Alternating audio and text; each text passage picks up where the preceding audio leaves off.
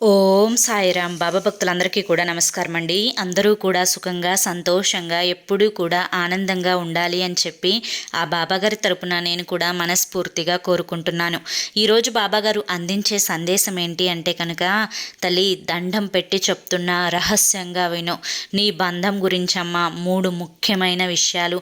నిర్లక్ష్యం చేస్తే నీకు ఇబ్బందులు తప్పవమ్మా అని చెప్పి ఏదో ఒక తెలియని సందేశాన్ని ఈరోజు బాబాగారు మనకి అందించాలి అనుకుంటున్నారండి. మరి బాబాగారు ఏ సందేశం అందించినా కూడా అది మన భవిష్యత్తుకు పునాది అని చెప్పి మనందరికీ కూడా తెలిసిన విషయమే కదా. సందేశం వినే ముందు ఎవరికైతే బాబాగారు అంటే నమ్మకం ఉంటుందో వారందరూ కూడా ఈ వీడియోకి ఒక చిన్న లైక్ ఇచ్చి వీడియోని వినడం అయితే స్టార్ట్ చేయండి. కింద కామెంట్ సెక్షన్లో ఓం సాయిరామ్ అని చెప్పి టైప్ చేయడం మాత్రం అస్సలు మర్చిపోవద్దు. ఇక దానికంటే ముందు చాలామంది కూడా గురువుగారి గురించి అడుగుతున్నారండి. అక్క, ఎన్నో రకాల సమస్యలతో ఇబ్బంది పడుతున్నామక్క, మీకు తెలిసిన గురువుగారి నెంబర్ ఉంటే ఇవ్వండి అక్క, చెప్పండి అక్క అని చెప్పి అడుగుతున్నారండి. వారి కోసం చెప్తున్నాను. శ్రీ షిరిడి సాయిబాబా ఆశీస్సులతో జ్యోతిష్యం చెప్పబడును. గురూజీ శివరామరాజు గారు. Phone number 9959422552. మీరు ఇప్పటి వరకు ఎన్నో చోట్ల జ్యోతిష్యం అనేది చెప్పించుకొని మీ జీవితాలలో మీరు కోరిన మార్పులు జరగక ఇబ్బంది పడి ఉండవచ్చు. మీ సమస్యలు ఏవైనా కానీ వాటిని తీర్చుకోవడం కోసం, మీ సమస్యల గురించి ముఖ్యంగా ప్రేమ, పెళ్ళి, ఉద్యోగం, రాజకీయం, సంతానం లేక ఇబ్బంది పడుతున్నా, భార్యాభర్తల మధ్య గొడవలున్నా, అప్పుల సమస్యలున్నా, శత్రు సమస్యలున్నా, ఇలా ఎటువంటి సమస్యలున్నా కానీ ఆ సమస్యల గురించి మీరు గురువుగారికి చెప్తే ఆ సమస్యలకు తగిన పూజలు చేసి గురువుగారు మీకు వెంటనే పరిష్కారాన్ని చెప్తారు. గురువుగారు చెప్పినట్లు 100కి 1000% జరుగుతుందండి. నమ్మకంతో కాంటాక్ట్ అవ్వండి. మీ సమస్యల నుంచి మీరు బయటపడండి. ఇక బాబాగారి యొక్క సందేశం విషయానికి వస్తే కనుక, తల్లి ఇప్పటికే నేను నీతో చాలాసార్లు చెప్పాను. నీ బంధం నిన్ను ఇబ్బంది పెడుతున్న విషయం నాకు బాగా తెలుసు. నీ బంధంలో గొప్ప మార్పు అనేది నువ్వు కోరుకుంటున్నావు. ఆ మార్పు కనుక నీ జీవితంలో వస్తే, నీ జీవితంలో నీకంటే ఇప్పటి వరకు ఎన్ని కష్టాలు నువ్వు అనుభవించినా, నీ బంధంలో నువ్వు కోరిన మార్పు కనుక నువ్వు అతనిలో వచ్చింది అంటే నీకంటే అదృష్టవంతులు మరెవ్వరూ కూడా ఉండరు అనే విషయం నీకు తెలుసు. కానీ ఆ బంధంలోనే మార్పు అనేది రావడం లేదు అని చెప్పి చాలా బాధపడుతున్నావు, చాలా ఇబ్బంది పడిపోతూ ఉన్నావు. ఎన్నోసార్లు దాని గురించి తలుచుకొని ఏడుస్తున్నావు. చేయాల్సిందల్లా కూడా చేస్తూనే ఉన్నావు. గొడవలు పడుతూ ఉన్నావు. ప్రేమగా చెప్పడానికి ప్రయత్నించావు. ఎన్నోసార్లు అలిగావు, కోపాన్ని చూపించావు.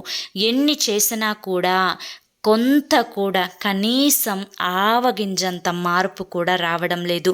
అన్నీ విన్నట్లుగానే ఉంటారు, కానీ చేసే సమయంలో అన్నీ తాను చేయాలనుకున్నవే చేస్తూ నిన్ను తరచూ ఇబ్బంది పెడుతూ ఉన్నారు. ఇదే నీ జీవితంలో ఒక పెద్ద సమస్యగా మారింది. తల్లి, అన్నీ నాకు తెలుసు. ఒక్కొక్కసారి నా మీద కూడా నీకు కోపం వస్తుంది కదా తల్లి.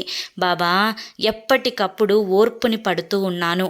ఎప్పటికప్పుడు ఈ కష్టం రేపు ఉండదులే అని చెప్పి ఎదురు చూస్తూ ఉన్నాను.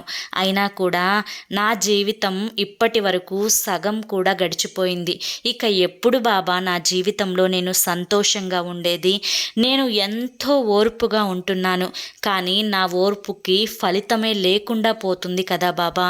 మరి ఏం చెయ్యాలి బాబా? ఈ కష్టాలు ఎలా బాబా దూరం అయ్యేది అని చెప్పి నన్ను అడుగుతూ ఉన్నావు. అయితే దానికి సమాధానం నేను ఖచ్చితంగా నీ ఓర్పుకి ఫలితం అనేది వస్తుంది తల్లి. అంతేకాకుండా నీ కష్టానికి ప్రతిఫలం కూడా వస్తుంది. నువ్వు దాని గురించి కంగారు పడాల్సిన అవసరమే లేదు. నువ్వు చేయాల్సిందేంటో నేను పూర్తిగా ఒక 3 విషయాల రూపంలో చెప్తాను. ఆ 3 విషయాలు కనుక నువ్వు నీ జీవితంలో అలవాటు చేసుకుంటే తల్లి, నువ్వు జాగ్రత్తగా విను. ఇప్పుడు పడుతున్న కష్టం ఏదైతే ఉందో ఆ కష్టం నీ నుంచి పూర్తిగా దూరం అయిపోతుంది. ఇక రెండవది, నువ్వు కావాలి అనుకుంటున్న కోరికలు ఏవైతే ఉన్నాయో ఆ కోరికలన్నీ కూడా నీ జీవితంలో చక్కగా నెరవేరిపోతాయి. ఇక మూడవది, నలుగురిలో నీకంటూ ఒక ప్రత్యేకమైన మంచి గుర్తింపు, మంచి స్థానం అనేది నీకు ఏర్పడుతుంది. అయితే నేను చెప్పే ప్రతి మాట జాగ్రత్తగా విని వాటిని పాటించినట్లయితేనే ఇవి నీ జీవితంలో జరిగే అవకాశం ఉంది తల్లి. ఒకవేళ నువ్వు పాటించకపోతే ఇప్పుడు పడుతున్న ఇబ్బందులే నీకు కంటిన్యూ అయ్యే అవకాశం ఉంది తల్లి. అసలేంటో ఈ చిన్న కథ చెప్తాను, జాగ్రత్తగా విను. ఒక పెద్ద అడవి ఉంది. అడవిలో ఎన్నో రకాల జంతువులు ఉంటాయి. ఆ జంతువులన్నింటిలో ఒకరోజు జింక తను వాటికి కావలసిన ఆహారాన్ని వెతుక్కోవడం కోసం వెళ్ళి తిరిగి అలసిపోయి ఆ జింకకు చాలా దాహం వేసింది. దాహం వేసినప్పుడు జంతువుకైనా కానీ మనిషికైనా కానీ నీరు అవసరం కదా తల్లి. అదే నీరు కోసం అది వెతుకులాట మొదలుపెట్టింది. అటు ఇటు తిరిగింది. దానికి దగ్గరలో ఎక్కడా కూడా నీరు ఉన్న ప్రదేశం కనిపించలేదు. కానీ తనకి చాలా దాహంగా ఉంది. ఇక ఏం చేయాలో అర్థం కాక నీరసం వచ్చి ఒక పక్కనే నుంచుండిపోయింది. అలా నుంచున్నప్పుడు పక్కన దానికి నీళ్ళ శబ్దం అనేది వినిపించింది. అంటే ఒక నదీ ప్రవాహం పారుతున్నట్లుగా ఒక సెలయేటి నీటి అలజడి అనేది దానికి వినిపించిందనమాట. అలా వినిపించిన తర్వాత ఆ శబ్దం ఎటువైపు నుంచి వస్తుందా అని చెప్పి అనుసరించి శబ్దం వినికిడి వైపుగా తన ప్రయాణాన్ని మొదలుపెట్టింది. అలా నడుచుకుంటూ వెళ్ళింది. దాని కోరికకు తగ్గట్లుగా దానికి అక్కడ ఒక పెద్ద నది కనిపించింది. ఆ నదిలో అడవి మధ్యలో ఒక నది కనిపించడం వల్ల తన యొక్క దాహాన్ని తీర్చుకోవడం కోసం నదిలోకి దిగింది. నదిలోకి దిగి ఆ నదిలో తన యొక్క నోటిని ముంచే ముందల దాని పక్కన ఆ నదిలో ఒక అద్దంలో మనం చూసుకుంటే మన మొహం ఎలా కనిపిస్తుందో అలాగే నదిలో చూసుకుంటుంటే దానికి పులి మొహం అనేది కనిపించింది. ఒక్కసారిగా దానికి గుండె జల్లు మందనమాట. వెనక్కి తిరిగి చూసింది. అంటే తన యొక్క కుడి చేతి వైపుకు తిరిగి చూసింది. కుడివైపుకు తిరిగి అక్కడ ఒక పెద్ద పులి దానికి కనిపించింది. ఇక ఆ పులిని చూసేసరికి దానికి గుండె జల్లు మన్నదనమాట. ఇక తరువాత అది ఎడం వైపుకు తిరిగి తప్పించుకుందాము అని చెప్పి ఆలోచన చేసింది. అలా ఎడం వైపుకు తిరగంగానే ఒక వేటగాడు బాణాన్ని దానికి గురిపెట్టి బాణం వేయడానికి సిద్ధంగా ఉన్నాడనమాట. ఆ వేటగాడిని చూసేసరికి దానికి ఇంకా ఎక్కువ భయం అనేది మనసులో కలిగిందనమాట.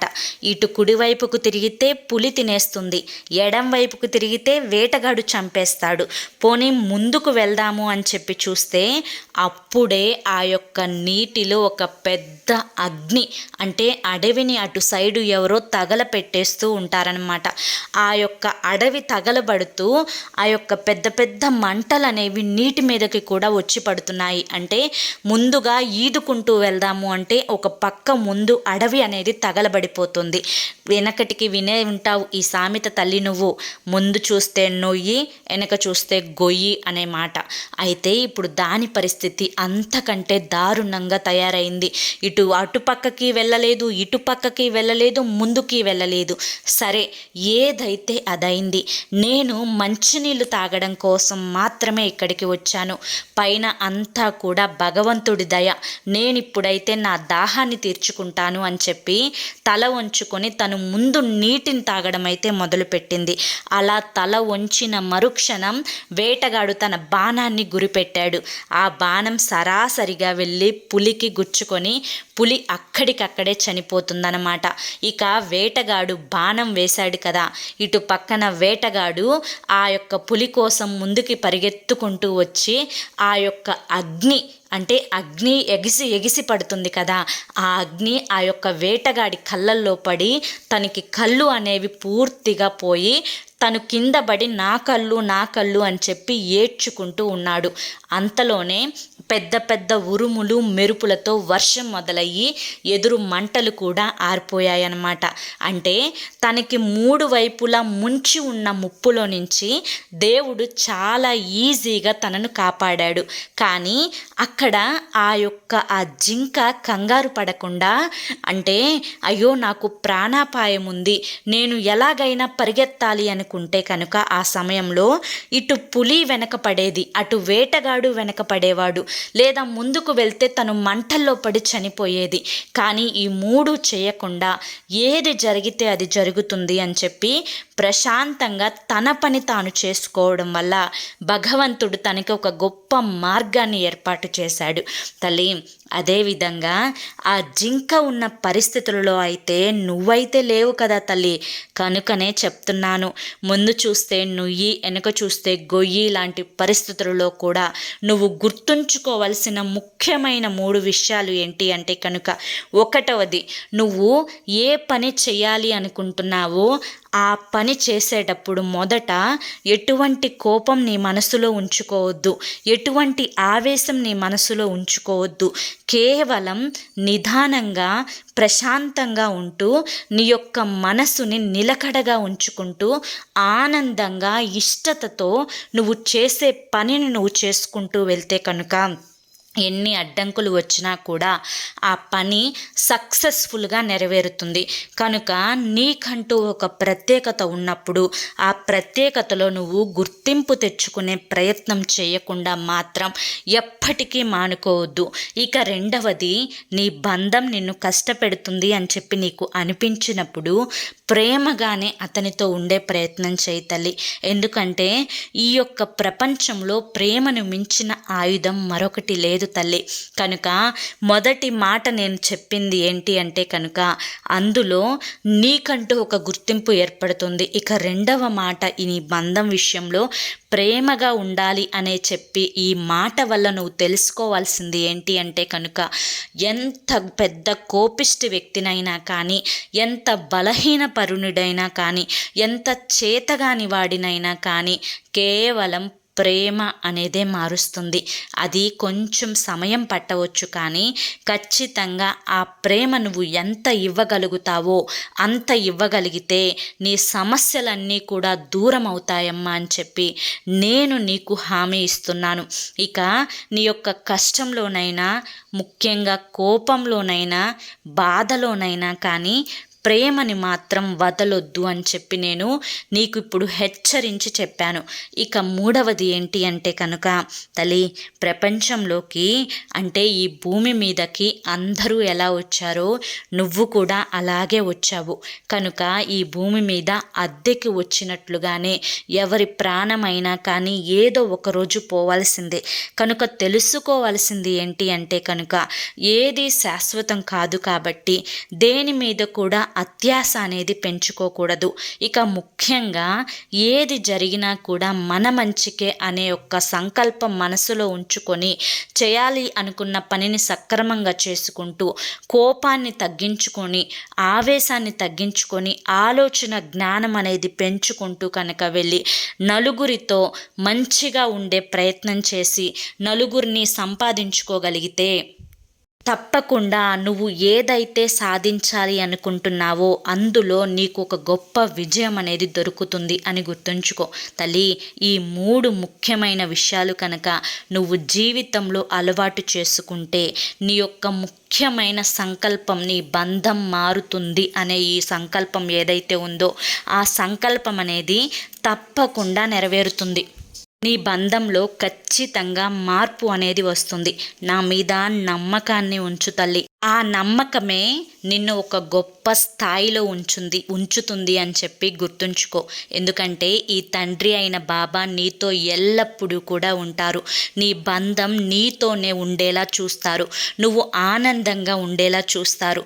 నన్ను నమ్ము తల్లి, అంతా శుభమే జరుగుతుందమ్మా అని చెప్పి ఈరోజు బాబాగారు మనకి చాలా చక్కటి సందేశాన్ని అందించారండి. ఈ సందేశంలో ఎంతో గొప్ప ఆంతర్యం ఉంది. ఎందుకంటే బాబాగారు ఏ సందేశం అందించినా కూడా కూడా అది మన భవిష్యత్తుకు పునాది అని చెప్పి మన అందరికీ కూడా తెలిసిన విషయమే కదా. మరి ఈ సందేశం మీ అందరికీ కూడా నచ్చింది అనిపిస్తే కింద కామెంట్ సెక్షన్లో ఓం సాయిరామ్ అని చెప్పి టైప్ చేయండి. మొదటిసారి సాయి పిలుపు ఛానల్లోకి వచ్చినట్లయితే కింద రెడ్ కలర్లో కానీ బ్లాక్ కలర్లో కానీ సబ్స్క్రైబ్ అనే బటన్ ఉంటుంది. దాన్ని ప్రెస్ చేసి పక్కనే ఆల్ సింబల్ ఉన్న బెల్ని యాక్టివ్ చేసుకుంటే ప్రతిరోజు కూడా బాబాగారి సందేశాలు అనేవి మీకు నోటిఫికేషన్ రూపంలో వస్తాయి. రేపు మరొక మంచి సందేశంతో తప్పకుండా కలుసుకుందాం. అంతవరకు కూడా బాబా ఆశీస్సులు అనేవి మీపై ఉండాలి అని చెప్పి మనస్ఫూర్తిగా కోరుకుంటూ సర్వేజన సుఖినో భవంతు. ఓం సాయిరామ్.